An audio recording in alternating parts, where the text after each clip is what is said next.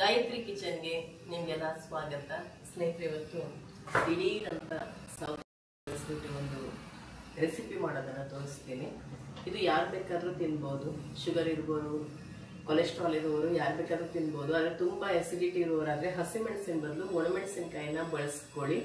ಹಾಗೆಯೇ ಮೂಲವ್ಯಾಧಿ ಇರುವವರು ಕೂಡ ಹಸಿಮೆಣಸಿನ ಬದಲು ಒಣಮೆಣಸಿನಕಾಯಿನ ಬಳಸ್ಕೋಬಹುದು. ತುಂಬಾನೇ ಟೇಸ್ಟಿಯಾಗಿರುತ್ತೆ, ತುಂಬಾ ಸುಲಭವಾಗಿ ಮಾಡ್ಬೋದು. ಇದಕ್ಕೆ ಸಿಪ್ಪೆ ಕೂಡ ತೆಗಿಬೇಕಂತಿಲ್ಲ, ಸೌತೆಕಾಯಿ ಸಿಪ್ಪೆ ಸಮೇತನೇ ಹಾಕುವಂಥದ್ದು. ಬನ್ನಿ ಹೇಗೆ ಮಾಡೋದು ಅನ್ನೋದನ್ನ ನೋಡೋಣ. ಅದಕ್ಕಿಂತ ಮುಂಚೆ ಯಾರು ಈ ಚಾನಲ್ ಹೊಸದಾಗಿ ನೋಡ್ತಾ ಇದ್ದೀರೋ ಅವರು ಸಬ್ಸ್ಕ್ರೈಬ್ ಮಾಡಿ, ಪಕ್ಕದಲ್ಲಿರುವಂತ ಬೆಲ್ ಐಕಾನ್ ಅನ್ನ ಪ್ರೆಸ್ ಮಾಡಿ. ನಾನು ಮುಂದೆ ಹಾಕುವಂತ ಎಲ್ಲಾ ವಿಡಿಯೋ ನೋಟಿಫಿಕೇಶನ್ ನಿಮ್ಗೆ ಸಿಗತ್ತೆ. ಮೊದಲು ಸೌತೆಕಾಯಿನ ಕ್ಲೀನಾಗಿ ಎಲ್ಲ ತೊಳ್ಕೊಂಡಿದ್ದೀನಿ, ಕಟ್ ಮಾಡ್ಕೊಳ್ಳೋಣ. ನಾನಿವಾಗ ಇಲ್ಲಿ ಬನ್ಸಿರವನ್ನ ನೆನೆಸೋದಿಕ್ಕಂತೇಳಿ ಒಂದು ಪಾತ್ರೆಯಲ್ಲಿ ಹಾಕ್ಕೊಳ್ತಾ ಇದ್ದೀನಿ. ಎಷ್ಟು ಜನ ಇದ್ದೀರಾ ನೀವು, ಎಷ್ಟು ಬೇಕು ಅಂತ ನೋಡ್ಕೊಂಡ್ಬಿಟ್ಟು ಮಾಡ್ಕೊಳ್ಳಿ. ನಾನಿಲ್ಲಿ 1 ಲೋಟದಷ್ಟು ತಗೊಳ್ತಾ ಇದ್ದೀನಿ. ಇವಾಗ ಇದಕ್ಕೆ ನೀರು ಹಾಕಿ ನೆನೆಸಿಟ್ಕೊಳ್ಳೋಣ. ರವೆ ಮುಳುಗುವಷ್ಟು ನೀರನ್ನು ನಾವು ಹಾಕ್ಕೋಬೇಕು. ಆಮೇಲೆ ಅದು ನೀರನ್ನೆಲ್ಲ ಹೀರ್ಕೊಂಡ್ಬಿಟ್ಟು ನೀರೆಲ್ಲ ಆರೋಗ್ಬಿಡತ್ತೆ. ಆ ಕಡೆ ಈ ಕಡೆ ಕಟ್ ಮಾಡ್ಕೊಳ್ಳೋಣ. ನಾನಿಲ್ಲಿ 2 ಸೌತೆಕಾಯಿನ ತಗೊಳ್ತಾ ಇದ್ದೀನಿ. 1 ಲೋಟ ಬನ್ಸಿ ರವೆಗೆ ಸಿಪ್ಪೆ ಸಮೇತ ಇದನ್ನ ಕಟ್ ಮಾಡಿ ಹಾಕ್ಕೊಳ್ತಾ ಇದ್ದೀನಿ. ಬೀಜ ಕೂಡ ಹಾಕ್ಕೊಳ್ತಾ ಇದ್ದೀನಿ ಎಳೆದಾಗಿರೋದ್ರಿಂದ. ಇವಾಗ ಇದನ್ನು ಒಂದು ಮಿಕ್ಸಿ ಜಾರಲ್ಲಿ ಹಾಕ್ಕೊಳ್ಳೋಣ.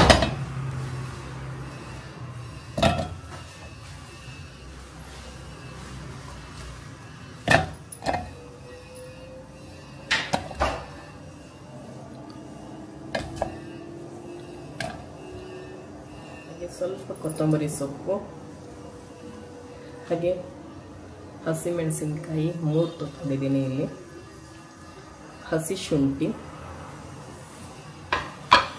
ಹಾಗೆ ಜೀರಿಗೆ, ಚಿಕ್ಕ ಚಮಚದಲ್ಲಿ 1 ಚಮಚದಷ್ಟು ಜೀರಿಗೆ. ಇವಾಗ ಇದನ್ನು ಒಂದ್ಸರಿ ನುಣ್ಣಗೆ ರುಬ್ಕೊಂಡ್ಬಿಟ್ಟು ಇದರ ರಸದಲ್ಲೇನೆ ನಾವು ಬನ್ಸಿ ರವೆನ ರುಬ್ಕೋಬೇಕು. ಇವಾಗ ನೆನೆಸಿಟ್ಕೊಂಡಂತ ಬನ್ಸಿ ರವೆ ಕೂಡ ಇದಕ್ಕೆ ಸೇರಿಸ್ಕೊಳ್ಳೋಣ.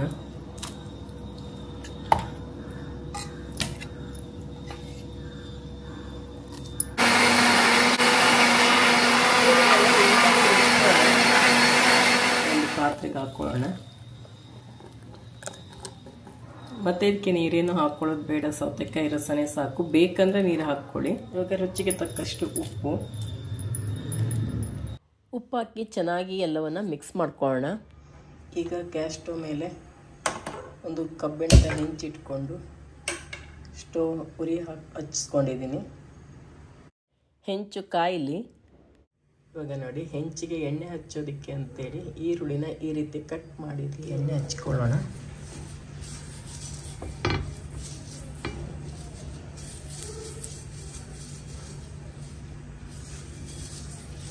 ಒಂದ್ಸರಿ ಅಷ್ಟೇ ಎಣ್ಣೆ ಹಚ್ಕೊಳ್ಳೋದು, ಆಮೇಲೆ ಎಣ್ಣೆ ಹಚ್ಕೊಳ್ಳೋದು ಬೇಕಾಗಲ್ಲ.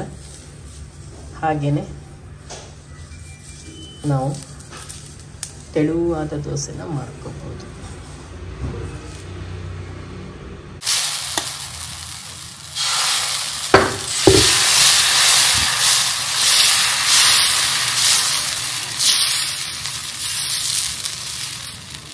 ಮೆದು ದೋಸೆ ಬೇಕನ್ನೋರು ಈ ರೀತಿ ದೋಸೆನ ಮಾಡ್ಕೋಬಹುದು. ಬೇಕಂದ್ರೆ ಇದ್ರ ಮೇಲೆ ತುಪ್ಪ ಕೂಡ ಹಾಕೋಬಹುದು.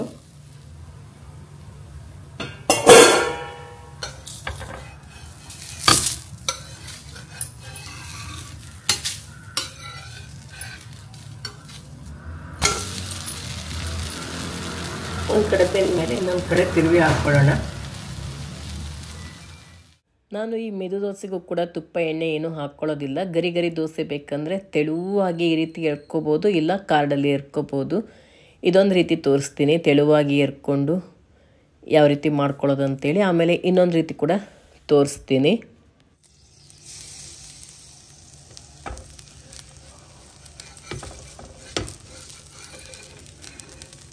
ಒಂದೇ ಸೈಡ್ ಬೇಯಿಸಿದ್ರೆ ಸಾಕು. ಈ ರೀತಿ ಮಾಡಿಕೊಂಡ್ರೆ ಗರಿ ಗರಿ ಬೇಕನ್ನೋರಿಗೆ.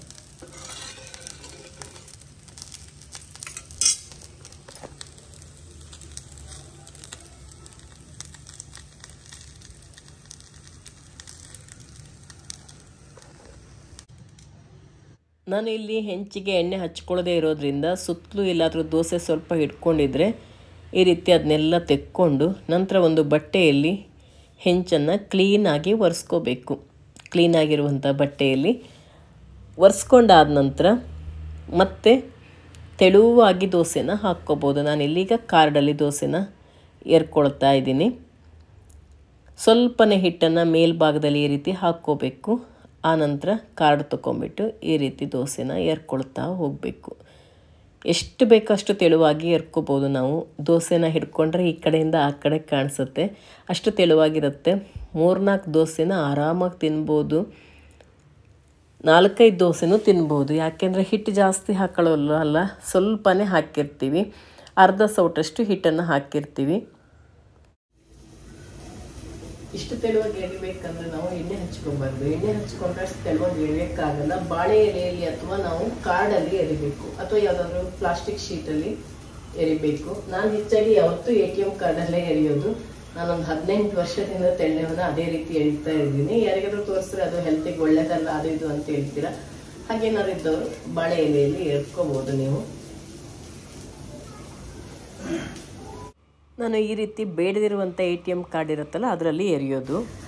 ಅದು ಹಾಳಾಗೋವರೆಗೆ ನಾವು ಇದು ಮಾಡಬಾರ್ದು. ಎರೆದಾದ ತಕ್ಷಣ ನೀಟಾಗಿ ಕ್ಲೀನಾಗಿ ತೊಳೆದಿಟ್ಕೊಂಡ್ಬಿಡ್ಬೇಕು. ಅದ್ರ ಮೇಲಿನ ಸ್ಕಿನ್ ಎಲ್ಲ ಕಿತ್ತೋಗೋ ಥರ ಎಲ್ಲ ನಾವು ಮಾಡ್ಕೋಬಾರ್ದು. ಹಾಗೆ ಮಾಡಿದ್ರೆ ಹೆಲ್ತಿಗೆ ಹಾಳಿರ್ಬೋದು, ಗೊತ್ತಿಲ್ಲ.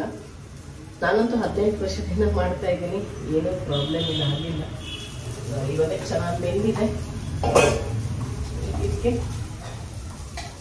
ಚಟ್ನಿ ಹಾಕಿ ಇವಾಗ ಮಾಡ್ತಿರುವಂಥ ತೆಳು ದೋಸೆಗೆ ನಾನು ಚಟ್ನಿನ ಒರೆಸ್ಕೊತಾ ಇದ್ದೀನಿ. ಇದಕ್ಕೆ ಸ್ವಲ್ಪ ತುಪ್ಪ ಕೂಡ ಹಾಕ್ಕೋಬೇಕು ಚಟ್ನಿ ಒರೆಸ್ಕೊಳ್ಳುವಾಗ. ಇನ್ನು ತುಂಬ ಗರಿ ಗರಿಯಾಗಿ ಬರಬೇಕು ಅದು. ಆವಾಗ ಇಲ್ಲಿ ನಾನು ಚಟ್ನಿನ ಈಗ ಒರೆಸ್ಕೊತಾ ಇರೋವಂಥದ್ದು. ಎಳ್ಳು ಚಟ್ನಿ ಮಾಡ್ಕೊಂಡಿದ್ದೆ, ತುಂಬ ಚೆನ್ನಾಗಿರುತ್ತೆ. ಎಳ್ಳು ಮತ್ತು ಹಸಿಮೆಣಸಿನ್ಕಾಯಿ, ಒಣಮೆಣಸಿನ್ಕಾಯಿ ಎಲ್ಲ ಹುರ್ಕೊಂಬಿಟ್ಟು ಎಣ್ಣೆಯಲ್ಲಿ ಸ್ವಲ್ಪ ಹುಣಸೆ ಹಣ್ಣು ಹಾಕಿ ಕಾಯಿ ಜೊತೆಗೆ ರುಬ್ಕೊಂಡು ಮಾಡ್ಕೊಂಡಂಥ ಚಟ್ನಿ. ಅದನ್ನ ಒರೆಸಿ ಈ ರೀತಿ ಒಂದೇ ಕಡೆ ಬೇಯಿಸ್ಕೊಂಡು ತೆಕ್ಕೊಳ್ಳುವಂಥದ್ದು. ಸಕ್ಕತ್ತಾಗಿರುವಂಥ ದೋಸೆ, ಚಟ್ನಿ ಎಲ್ಲ ಸವರಿರುವಂಥದ್ದು ಸಕ್ಕತ್ ಟೇಸ್ಟಿಯಾಗಿರುತ್ತೆ ಮಾತ್ರ. ನೋಡಿ ಎಷ್ಟು ಟ್ರಾನ್ಸ್ಪರೆಂಟಾಗಿ ಎರ್ಕೊಂಡ್ರಿ ಅಂದರೆ ನೀವು 3-4 ದೋಸೆಗಳನ್ನ ಆರಾಮ್ ತಿನ್ಬೋದು.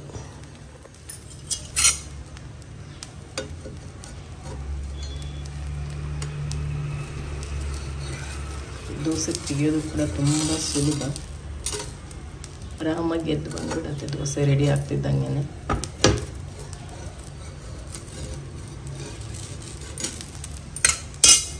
ಎಷ್ಟು ಬಿಡಿಸ್ಕೊಂಡ್ಬಿಟ್ಟು ನೀವು ಕೈಯಲ್ಲೇ ಈ ರೀತಿ ಎತ್ತಿಬಿಡ್ಬೋದು. ನೀವೇನಾದರೂ ವೆಯ್ಟ್ ಲಾಸ್ ಮಾಡ್ಕೋಬೇಕು ಅಂತ ಅಂದ್ಕೊಂಡವರು ಈ ರೀತಿ ದೋಸೆ ಮಾಡ್ಕೊಂಬಿಟ್ಟು 2 ತಿನ್ನಿ ಸಾಕು. ತುಂಬ ಬೇಗ ವೆಯ್ಟ್ ಲಾಸ್ ಆಗುತ್ತೆ. ಹೆಲ್ತಿಗೆ ತುಂಬಾ ಒಳ್ಳೆಯದು ಇದು. ಇವತ್ತಿನ ಈ ವಿಡಿಯೋ ನಿಮ್ಗೆ ಇಷ್ಟ ಆಗಿರುತ್ತೆ ಅಂತ ಅಂದ್ಕೊಂಡಿರ್ತೀನಿ. ಇಷ್ಟ ಆಗಿದ್ರೆ ಹೊಸಬರಾಗಿದ್ದರೆ ಸಬ್ಸ್ಕ್ರೈಬ್ ಮಾಡಿ, ಹಾಗೆ ಬೇರೆಯವ್ರ ಜೊತೆ ಕೂಡ ಶೇರ್ ಮಾಡ್ಕೊಳ್ಳಿ. ನಿಮ್ಮ ಅನಿಸಿಕೆ ಅಭಿಪ್ರಾಯವನ್ನ ಕಮೆಂಟ್ ಅಲ್ಲಿ ತಿಳಿಸಿ, ಹಾಗೆ ಒಂದು ಲೈಕ್ ಮಾಡೋದನ್ನ ಮರಿಬೇಡಿ ಸ್ನೇಹಿತರೆ. ಇನ್ನೊಂದು ರೆಸಿಪಿ ಜೊತೆಗೆ ನಿಮ್ಮನ್ನ ಭೇಟಿ ಆಗ್ತೀನಿ. ಈ ರೆಸಿಪಿನ ಟ್ರೈ ಮಾಡಿ ನೋಡಿ, ತುಂಬಾ ಚೆನ್ನಾಗಿರುತ್ತೆ. ಮಾಡಿ ನೋಡಿ ನನಗೆ ಕಮೆಂಟ್ ಅಲ್ಲಿ ತಿಳಿಸಿ. ಲಾಸ್ಟ್ ಟೈಮ್ ನಾನು ಒಂಥರ ದೋಸೆ ಮಾಡೋದು ತೋರಿಸಿದ್ದೆ, ದಿಢೀರಂತ ಅದನ್ನ ಮಾಡಿ ಒಬ್ರು ಹೇಳಿದ್ರು. ತುಂಬಾ ಖುಷಿ ಆಯ್ತು, ತುಂಬಾ ಚೆನ್ನಾಗಿ ಬಂದಿದೆ ಅಂತ ಹೇಳಿದ್ರು.